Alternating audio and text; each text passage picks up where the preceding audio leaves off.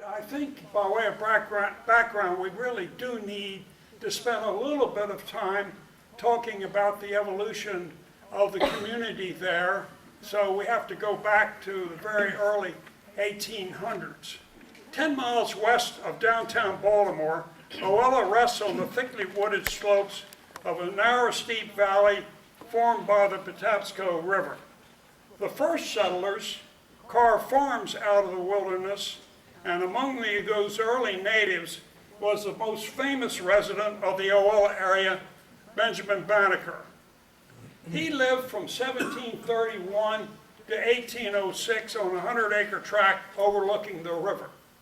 A tobacco farmer and bachelor, he taught himself math and astronomy, made his own clock, and produced some remarkable almanacs in the 1790s.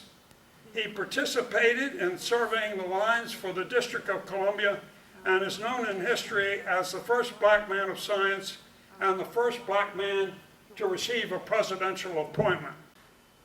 While Banneker lived in an economy that planted tobacco for its cash crop, the Ellicott brothers, an enterprising Quaker family from Pennsylvania, saw a new promise in the land: wheat.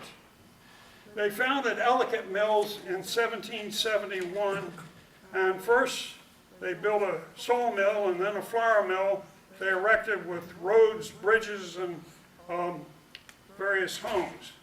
Unlike the earlier mill operators in the area who ground wheat only for local farmers, the Ellicotts were highly innovative merchant millers.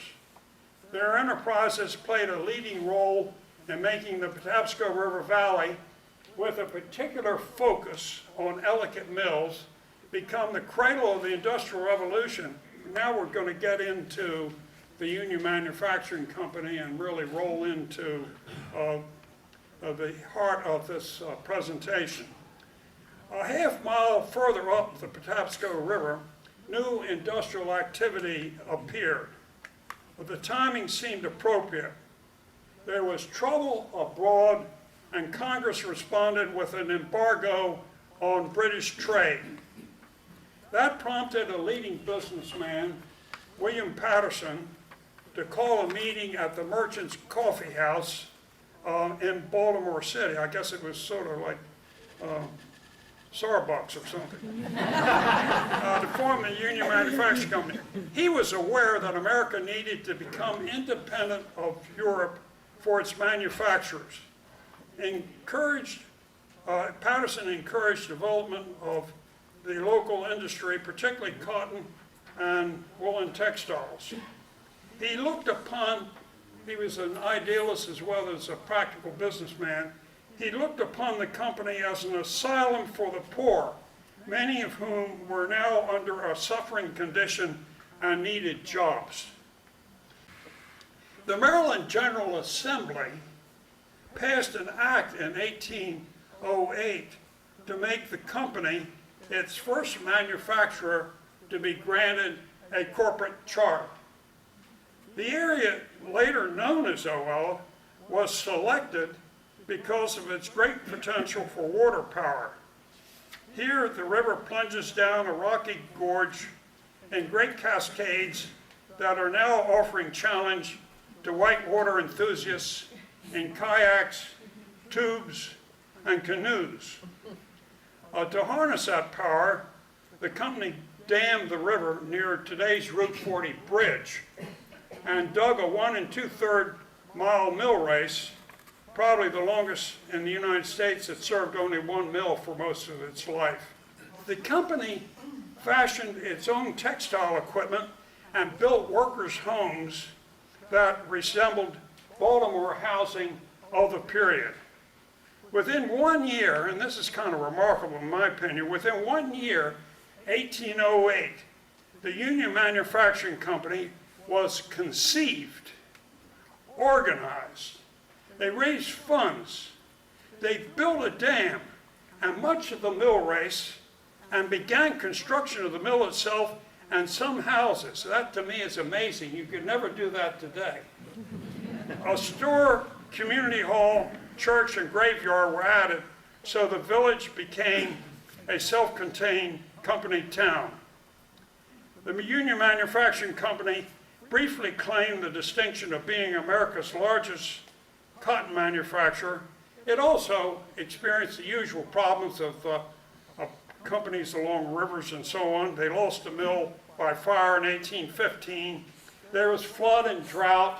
There were good times and bad times. And here we got a bird's eye view of the Patapsco River Valley, and you can see Ellicott City there, if you can point to, I guess. You can see Ellicott City there, and where the Union Mill is. And of course, below Ellicott City, there are all these other mill communities too, Thistle and Grays and so on. So you really did have an industrial complex there, and that was, as noted earlier, very innovative. In 1866, a flood roared down the valley and tore away the Union Dam, and the bridge built in the 1850s that gave the mills direct access to the B&O Railroad. 2 years later, an even greater rush of water ravaged the valley. The Union Manufacturing Company, though, apparently felt bullish about prospects, so they built an additional mill and got into financial trouble. And they were forced to sell the property in 1887.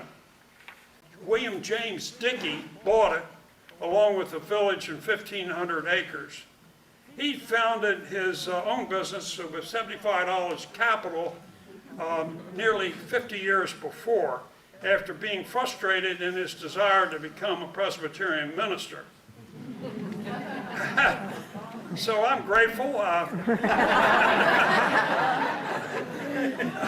At the time of the purchase of the Union Manufacturing Company, he was operating the mills in what became Dickeyville. Under Dickey, the community along the Patapsco became known as Oella, the name of the first woman to have spun cotton in America. In 1918, fire destroyed the mills while Dickey was producing cloth for the government. The mills were promptly rebuilt. The company shifted from 24-ounce kersey to men's woolen sport coatings and became America's foremost producer of such fabrics, turning out as many as 1,300 styles in one season. The synthetics, though, began coming in the 1960s, and also there was a revolution in culture, and people weren't wearing coats, sport coats, and so on. And the business was undermined, and then there were also some internal issues, which I will not go into here, and the mills had to shut down, ending 162 years of producing textiles on this site. It's gone now. The site of richly colored fabrics, the aroma of dyes, chemicals, and wool, the feel of tweed, Saxony, and Shetlands, the chatter of looms echoing off the hillside. Along a mile stretch of Oella Avenue, there exists, however, something more tangible than a memory. And we're referring here to the homes of generations of mill workers, the men and women who turned out millions of yards of cloth. Their first homes were built of stone a few years before the War of 1812. Early in the 19th century, log cabins were tucked into the steep slopes, while a scattering of vernacular styles emerged over the years. Brick houses began to appear in rows and in duplexes before the Civil War. And then the carpenters seemed to take over in the late 19th century as construction shifted to Victorian era houses with bracketed cornices. Then around the time of World War I, a number of cottage styles homes were added to the diversity of Oella's architecture. Some people know them as a Sears home, but we have the Aladdin series. All house building stopped when the automobile came into prominent use, so there was absolutely no construction in the mill town for 60 years. Now we're getting into the rebirth portion of the old mill village.